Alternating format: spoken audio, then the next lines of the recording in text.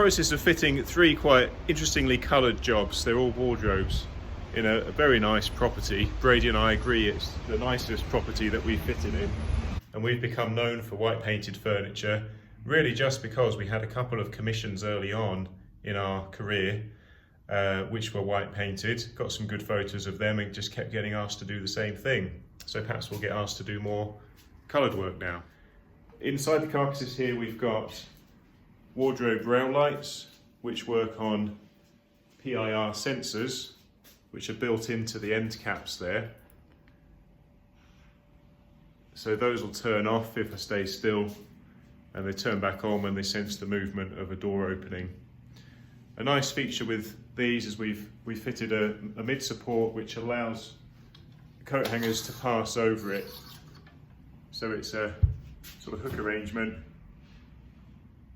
which we got, like all our hardware, from Hart's Wholesale down in Essex. Up on top of there's a storage area which we've sheeted out with tongue and groove chipboard, and we've just put a solid oak lipping on the front for durability and a little bit of strength against sag on those spans. Now all these units we've screwed together very simply using Conformat screws, which I've talked about elsewhere. So there's no visible fixings, but we haven't done anything clever like with a Lamello Zeta machine or anything like that. It's just screwed, but the screws end up hidden when the units are fitted side to side and top to bottom. Now, wherever we need to fit units together and we don't want to see any joining screws, what we've done is we've grooved the sides of the unit and used some pink grip adhesive. That's the white solvent-free pink grip. I'll show you what I mean in the other projects. And then we just clamp them together, and it holds rock solid with no mechanical fixings. All of this melamine, it is coloured melamine, it's not spray painted. We get cut and edge banded to order from Lawcris. Now the drawer boxes, this is something that you may have seen on Instagram if you follow me there. We were trying to find a good solution for making the drawer boxes quicker than the domino joints, and in such a way that you don't see any end grain on the front there. I'll show you up close one of the finished drawer boxes, which is going to go in one of the other projects. That's how the frontage looks. This is oak veneered birch plywood, 15mm, and we've had that made up to order by a supplier called Trieste, who veneers things to order. You do get that bit of edge grain on the edge there, and the joint using the router cutter looks like that. Now I know that doesn't really look perfect with that bit there. Things often look a bit worse in the close-up on the camera than they do in real life, but I'm thinking now we'll probably wax fill those slightly imperfect joints. The effect though overall is pretty good. I'm sure there'll be people watching this that think it's a travesty to have the oak and the birch ply edge, but we like it and the customer seems to like it. That's all been sprayed after assembly with a Sayalac water-based product code AF72, and it's fitted on the Blum Avento runners. So those are the fixing clips that the runners go onto, and we just notch the back there. The one in the next room is going to have panel doors, slab doors, instead of sliding doors. Although, having said that, the 2 doors that go here are going to be sliding, but they're not going to be the aluminium frame sliding system that we're using for the other 2 projects. Yeah, what we've actually got here is 2 separate units. They've been levelled, so they're sat pretty much where they should be, but they haven't been joined together yet. And we set back the right and left panels of those to create a setback divider so the doors could pass between them. And we are going to domino joint that joint there just to make sure it stays in line. You can see pretty well on this one how this is all constructed. Conformat screws, pre-drilled with a steps drill bit, and Craig screws into the back panel, which allows the whole thing to be assembled onto the back panel without spinning it. So you can secure the sides to the back and use the back itself as a sort of assembly table. With hinge doors, we usually just set the shelves back 90mm because that ensures no conflict between hinge positions and shelves, which is an easy thing to get caught out on. I'll take you down to the job that Brady's working on, give you a little glimpse of the house as I go. Customer says they don't mind. Very nice kitchen there. That was all designed and fitted by My Father's Heart, a firm in Sheffield that we've seen, we've watched from afar growing from a small setup to, they seem to be doing very well. So something to aspire to.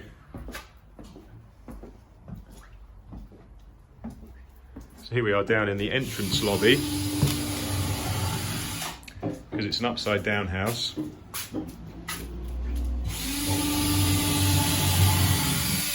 And now we've got this project, it's another sliding door wardrobe, which is in a teal colour.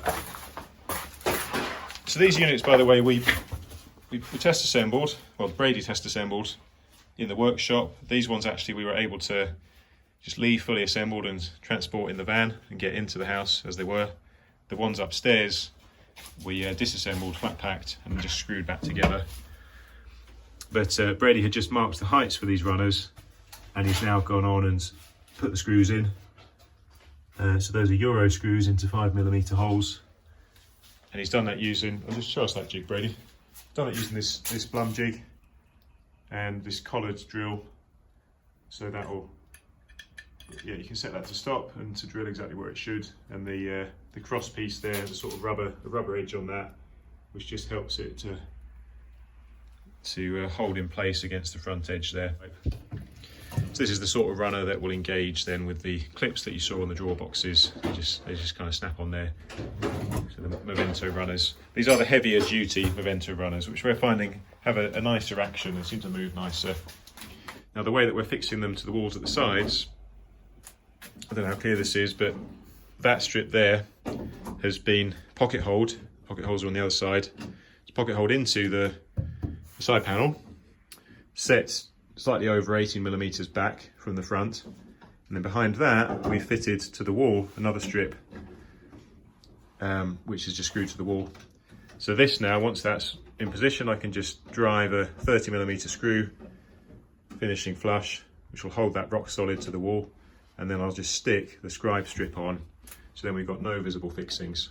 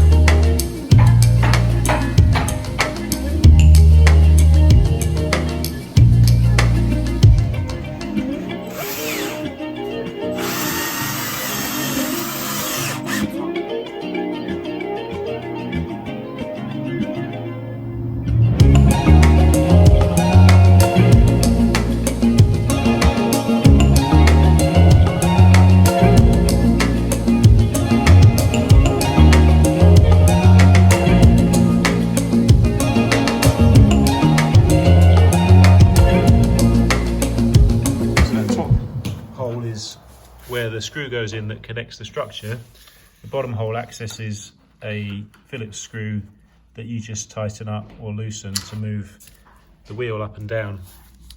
And so the wheel's a sort of stepped shape that locates into there and can't move.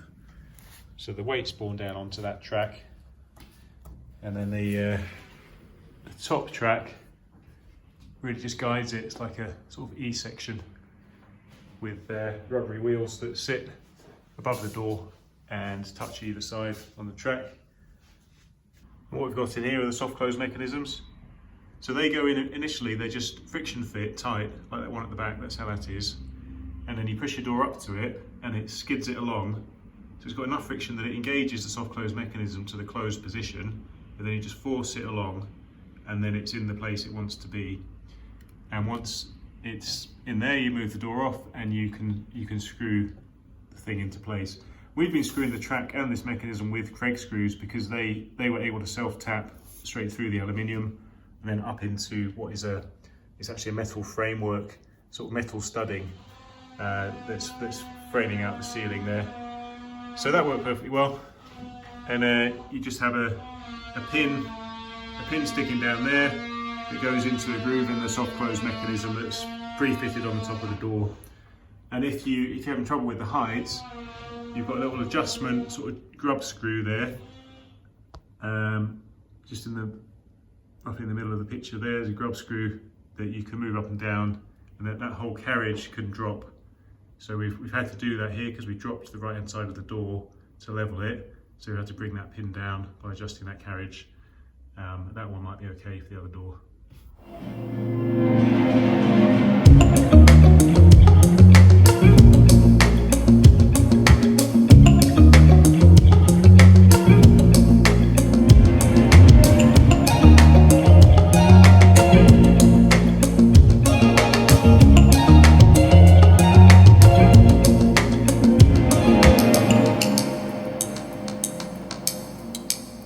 Well, this one's coming together well.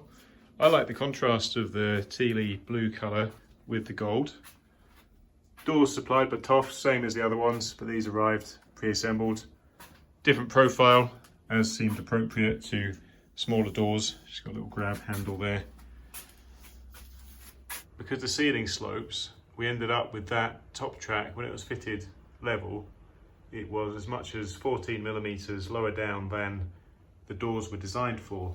And that took us beyond the adjustment on the soft close mechanisms.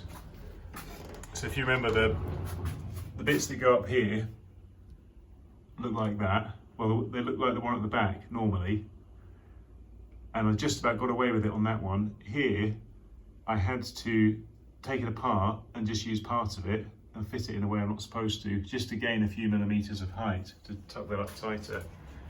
Over here I had to totally doctor it and really take the guts out of it until I was left with the lowest profile bit that I could have. And it even came down to the difference between different types of screw head, just giving me the clearance that I needed. I also had to doctor something in the soft close attachment on the end of the door to gain the height that I needed. The pipe boxing turned out very tidy, so that's a good thing. That was going to be a removable panel, but I just boxed it in, and that's ready for paint. The customer's very pleased with this simple way of accessing the electrics in there.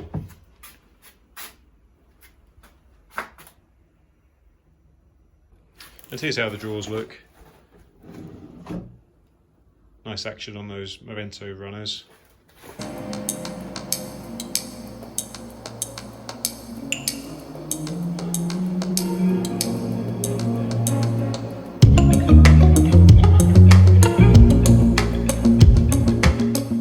Doing the plinth now, hit upon a little mistake because we've got this non-standard setback with these kind of frame sliding doors next to a hinge door.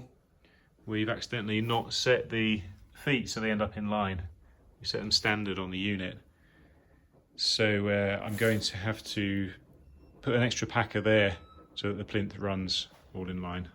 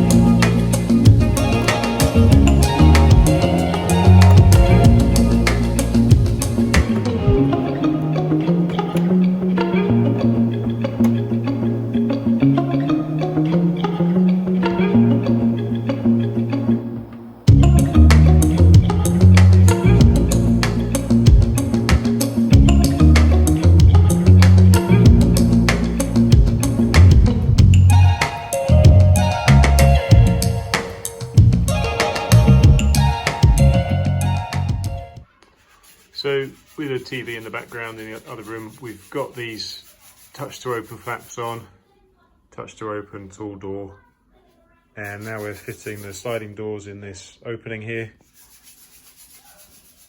We've got the top tracks on. Now the way the system works is you have to offer it up with a sort of U-shaped thing that engages in the top track, and you have to offer up the lower track into place because it's a very tight fit. So those are the tops, the U-shaped things, and these are the wheels that it runs on at the bottom. So you have to engage the track into the wheel and push the door in with it. Now, I fitted this system before on the oak sliding doors job that I've got a video of. And I think I probably said I wouldn't use it again, but here we are, I'm using it again. Because it leaves a tight fit and it's fairly cheap. And good enough quality, you know. But from the oak job, I learnt about these planar fit straightening bars. So we've recessed these bars in, which have an adjustment nut, which tensions a rod that runs up all the length of the doors. So I've preempted the possible problem of these doors bending by pre-fitting those this time, so that I know that if I needed to, I could get around the back and straighten them. Now, a little issue with this, we've got super matte doors. So I think it's a vinyl, but they're edged. There's a vinyl coating on a board that's edged to match. Super matte dove grey, but then the carcasses are standard melamine, because it would be unaffordable to make the carcasses out of the same material as the doors.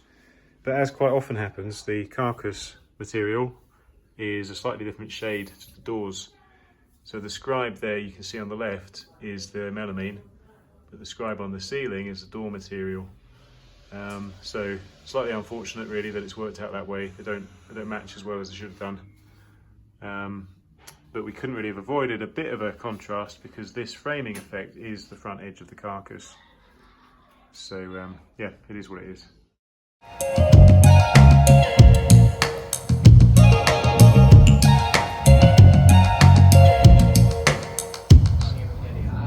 We've got to take the entire thing though. Alright. But here's something we hadn't even thought of. Can't believe I didn't think of this. The track means that the drawer box won't open. A silly thing to miss out on the design. It seems like it's got clearance, but the runner mechanism itself is hitting the track. So we've got to take the track off, and then we'll have to move that runner up, which will mess with our gaps. So we might have to move all of them to even it out. See how we go.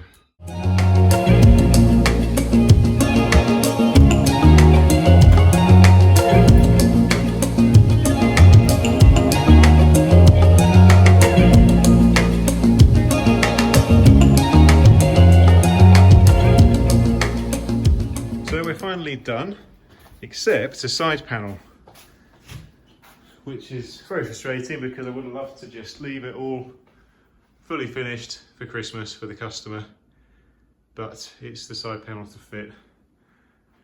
It was damaged at the supplier. Still, it's looking good. I think it's a good design in the end. We went through a few different iterations, but they've got the flush look that they wanted, with touch to opens and sliders which will just slide when you rub your hand against them really. You can get enough friction on them. The sliders wanted to be there because this couch, which has been moved out of the way, is usually up against it. So that's why the sliders needed to be there. Now through here we've got this one. Still looking nice. You can see how in the house they've got these floor to ceiling blinds which can be electronically controlled to be at any position, all the way down now. This was a real success. I mean, it's funny because this was the one that I expected to have the most trouble with, but went pretty well in the end. The other two I had quite a lot of challenges with. That's just what happens. It's to be expected with bespoke furniture. It's hard to fully anticipate where the challenges might come.